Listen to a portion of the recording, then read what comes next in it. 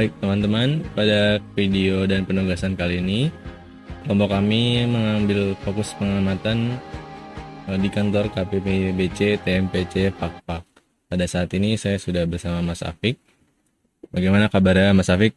Alhamdulillah, saya selalu sehat dan bahagia dari sejak tiba di Pakpak ini. Sekarang Mas Afik berada di seksi apa nih? Sekarang saya berada di seksi KIP, yaitu Kepatuhan Internal dan Penyuluhan. Kalau boleh tanya sedikit nih, penjelasan sedikit tentang KIP, tugasnya apa aja Mas Afik?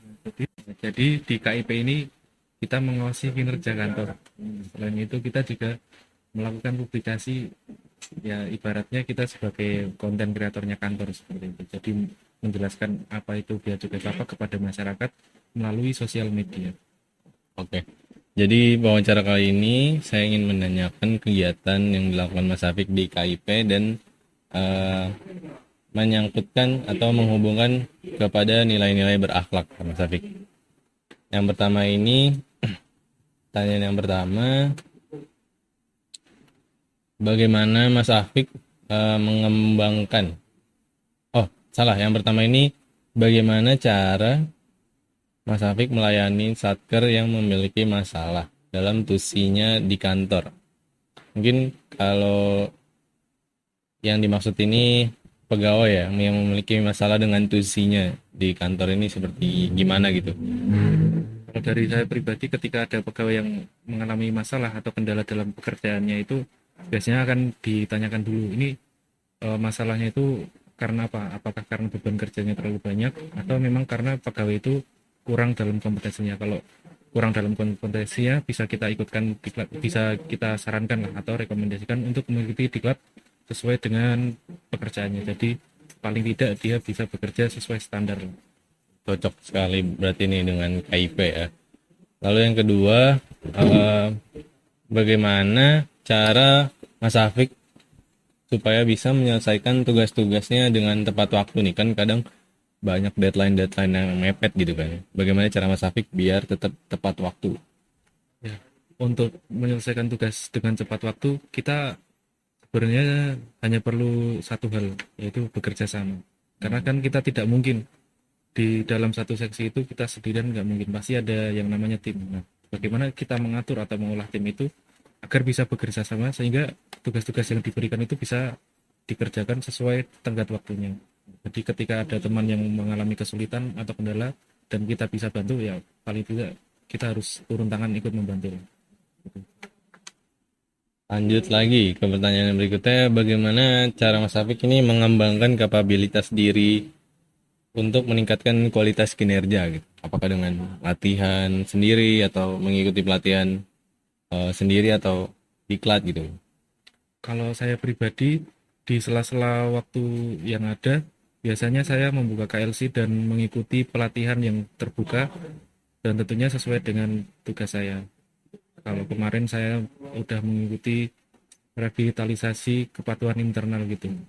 Jadi paling tidak saya ada apa ya, pembaruan informasi gitu di dalam pikiran saya, sehingga ketika nanti saya ketemu masalah atau hal-hal yang baru, saya bisa belajar tuh dari apa yang sudah saya selesaikan di KLC.